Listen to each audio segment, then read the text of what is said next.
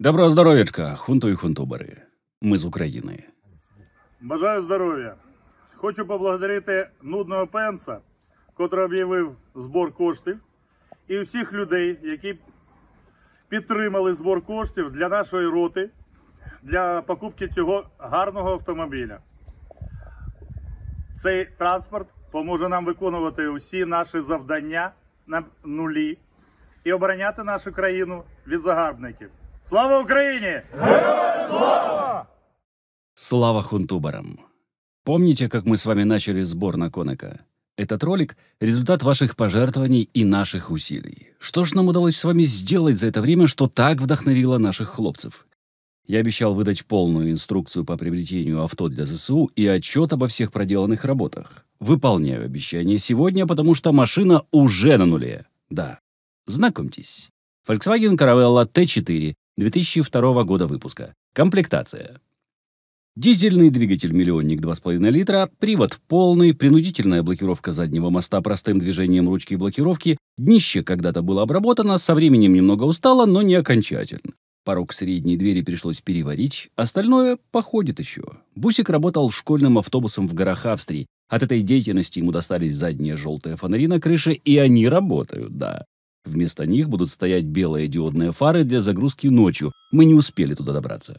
Пробег Конека на момент приобретения что-то около 330 тысяч километров. И это австрийский пробег. Не наш и даже не польский. Мы решили назвать Конека Кара, потому что она Каравелла и потому что Кара к космолям. Логично? Логично. Название, кстати, зашло всем, надеюсь, оцените и вы. В салоне 3 ряда кресел, то есть 9 сидячих мест с ремнями безопасности на каждом, а учитывая, что бус в кузове лонг, то места для багажа остается достаточно. Стоячих мест немерено. Вебаста в комплектации. Да, работает. Кондиционер в комплектации работает. Регулировка подачи воздуха в салон производится отдельными каналами. В левой части салона форточка. Да, она тоже работает. Запаска жила в салоне, теперь она будет стоять на крыше в багажнике. Багажник сварен специально под Кару, укреплен на 12 опорах и спереди имеет форму крыла, чтобы избежать завихрений и шума на высоких скоростях. Проверено на 120 км в час. Работает правильно, шума нет. Грузоподъемность багажника вы можете оценить, глядя на фото с хлопцами. Да, их там 8, вам не показалось, и это не предел. Все кресла снимаются с штатных кронштейнов в течение пары минут, и салон становится приспособленным к объемным грузам. Например, можно перевозить на вечное хранение раздутое эго русско-мерчан. Над тем, чтобы все болты крепления салонных кресел работали как по маслу, отдельно повозились хлопцы с СТО. Кстати, про СТО. Ремонтные работы производили мастера одной из 3 СТО в Киеве, специализирующихся на ремонтах исключительно фольксвагенов. Эти ребятки заслуживают отдельной и долгой похвалы и добрых слов, но они отказались от славы. Поэтому, если кому из вас понадобится СТО по фольцам в Киеве, пишите Пенсу в почту, я дам номер телефона туда. Могу только сказать, что за их работу я ручаюсь. Надеюсь, этого достаточно для начала. Денег за работу они почти не взяли, впрочем, как и многие сейчас. Свет, аренда, инструменты, запчасти – это все оплаченные затраты из ваших донатов на Конека. Когда мы пригнали им Кару, была поставлена простая задача – сделать ремонт так, чтобы не возвращаться к этому вопросу несколько лет. Чтобы Конек не заглох в поле, чтобы вывез хлопцев в задание, даже если технически это будет казаться невозможным. И судя по тому, как машина сейчас идет, хлопцы сделали все даже не как для себя, а как для мамы. В автомобиле заменены все доступные для замены жидкости. Подшипники кардана, подшипники заднего моста, выкручены или отрезаны все заржавевшие болты и гайки и заменены на новые и смазанные. Перебрана подвеска, стартер, шаровые, сайлентблоки, тяги, колодки, диски, все, что выглядело стрёмно, заменено. Всякие радиаторы, полусгнившие шлангочки и покрытые наростами контакты. Все заменено. Все. С технической точки зрения, этот автомобиль сейчас новый, со слегка поржавевшим снизу кузовом. На этом же СТО нам сделали очень вкусный подгон. Мы отдали старые колеса, трассовое лето на дисках, а нам подарили бесплатно, то есть даром. Трасса, болото, всесезон на железе. Доложу вам, это не резина. Это сапоги-скороходы с проходимостью трактора. Когда железо было перебрано, долго решали, как же красить. Раптор – дорого. По красоте – дорого. Баллончиками – криворуко и бестолково. Пескоструить, задувать антикором, а потом красить Будет обидно, если эта красота будет побита осколками, к примеру. Решили вопрос просто. Нашли ребят, которые в мирной жизни занимаются аэрографией, а сейчас потоком красят машины на ноль. Я контакты всех участников процесса, кстати, дам в описании к ролику. Так вот, эти хлопцы покрасили кару за 1 день и 5000 гривен в Киеве. Красавцы? Красавцы. После чего был проведен обкаточный пробег в Чернигов, где заодно были сняты замеры и началось изготовление багажника. Цирк начался, когда мы были уверены, что все хорошо, машину можно отдавать, и ранним утром выехали на чей из Киева в прекрасном расположении духа с полными баками солярки. Уже почуяли, да? Да. По дороге на Че у нас зачекился датчик давления масла в движке. Олег, директор СТО, тут же собрался ехать за нами на лафете, за свой счет, замечу, не за ваши донаты. Под страхом выдавания люлей приказал не двигаться с места, но мы решили вопрос иначе. В Че на одном из СТО заменили датчик давления масла, замерили давление и, чуя все-таки неладное, своим ходом вернулись в Киев. Еще несколько дней поисков и устранения предполагаемых неисправностей, и вот мы готовы. Дальше дело техники. Заправились, выехали затемно на Че, поставили гуртом багажник, выехали в располагу, где нас ждал просто ломящийся от вкуснятин стол, и такая тишина, будто мы не на нуле, а в раю. Хлопцы на завтра рассказали, что тишина была ради нас, наверное. Со следующего дня орки начали свой привычный разговор. Пожалуй, хватит рекламы бусика и подразделения, да? Давайте я распишу теперь пошагово процесс приобретения, пригона и ремонта, чтобы те, кому это нужно, не путались и просто работали бы по поиску и пригону. Процесс состоит из таких шагов. Первое – сбор денег. Второе – поиск бусика. Третье – оплата. Четвертое – пригон. Пятое – ремонт. Шестое – перегон в располагу и документальное оформление передачи. По сбору денег все понятно. Вы откликнулись настолько живо, что уже на 3-й день сбора мне стало понятно, что у нас все получится. За это всем, кто донатит канал для ЗСУ, нижайшие поклоны и благодарность в ноги. Но тут есть еще один очень важный нюанс. Идея, цель и ее формулировка. Чем точнее вы будете понимать, чего же вы хотите, тем лучше и проще у вас будет идти все дело. Изначально задача стояла таким образом. Нужна вместительная машина с повышенной проходимостью, надежная, недорогая в обслуживании, с вменяемым расходом топлива, которая бы смогла закрыть сразу несколько задач для подразделения, а именно перевозка личного состава, подвоз продуктов и припасов, выезд по приказу в любую точку района по любой погоде с любой загрузкой в любое время суток, вывоз раненых при необходимости до трассы, то есть до зоны возможностей работы автомобилей скорых, по любому бездорожью. Именно поэтому был выбран Т4, а не пикап или Mercedes Sprinter. Поскольку я точно понимал задачу, мне было проще объяснить ее всем участникам процесса, но прикол заключался в том, что каждый новый участник требовал объяснять заново, предлагая свой взгляд на решение задачи. Это отнимало очень много сил, но деваться некуда, один я с задачей не справился бы ни за что.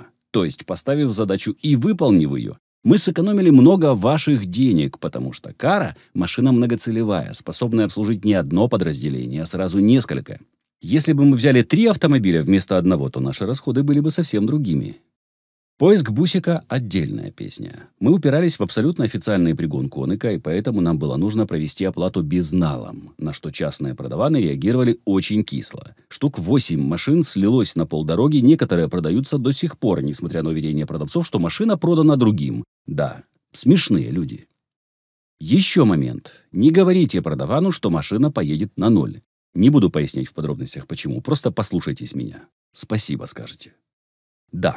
Когда я уже почти запутался, появился он, фонд БФ «Лео» и его директор Андрей Игоревич Еремчук. Со старта отказавшись заработать на проекте, этот человек и его люди сделали все, чтобы конек был найден, пригнан и отдан в наилучшем виде. Вообще Андрей занимается камнем, и его рассказы о камнях можно слушать часами, настолько это увлекательно и настолько он увлечен своим делом. Но сейчас бизнес застопорился, все силы брошены на волонтерство. Вы не раз уже слышали о его помощи нулю на канале и услышите еще, обещаю. Старлинки, карематы, ноутбуки. Не хочу даже начинать перечисление уже отданного им уже и того, что в планах. Так вот, Андрей Еремчук организовал и поиск конека, и просмотр, и оплату, и пригон. Все эти этапы курировал он лично. Встретите где этого человека, пожмите ему руку. Он заслужил. И, кстати, благодаря ему мы хорошо сэкономили на покупке и пригоне. Дело в том, что мы покупали машину по безналу через валютную биржу, а курс евро там 38, а не 42, как в обменниках. Сечете разницу? Отож. Короче говоря, после того, как вы нашли машину, вам нужно взять у комбата 3 листа. Лист с просьбой о приобретении и передаче подразделению конкретной машины с указанием в листе ВИН-кода авто обязательно, марки, года выпуска, объема движка и так далее. Как можно подробнее. 2-й лист от комбата вам нужен на пересечение кордона. Там должно быть указано лицо, управляющее автомобилем при пересечении границы, и конкретное место на границе, конкретный пункт пропуска, где вы должны въехать в Украину. В нашем случае это были Краковец и Андрей Игоревич Еремчук. 3-й лист от комбата вам необходим для передвижения по стране на время ремонта. В нем вы указываете тех людей, которые имеют право управлять транспортным средством на территории Украины на время ремонта и до момента передачи коныков в БАТ. Как можно подробнее. Паспортные данные. Обязательно. У меня было смешное на блокпосте под ЧИА. Просмотрев лист с указанием моей фамилии на право управления карой и мой паспорт, тетя в форме выдала: «С машиной все ок, а вас пойду пробью по базе. Сидите смирно».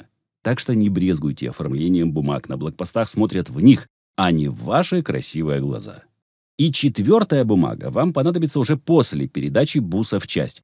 Попросите подготовить ее заранее, ибо ЗСУ – це ЗСУ. Вы поймете, о чем я сейчас, если не подготовитесь заранее. Эта бумага – акт приема передачи, в котором стороны указывают, что очень довольны друг другом. Это формальность.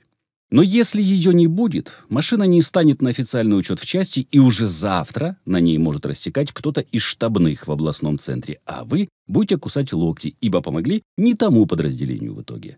Мы все сделали по науке, и результат нам нравится. Надеюсь, вам тоже. Вопрос смаколиків. Что отправлено вместе с машиной? Отдельное спасибо неожиданно выскажу компании «Мое». Прочитав у знакомого волонтера, что компания идет навстречу потребностям ЗСУ, когда возникла необходимость, сразу пошел к ним на сайт, где после консультации с манагером был выбран маршрутизатор, собирающий интернет через сим-карту и раздающий его через Wi-Fi, потому что проблема связи очень остро там стоит.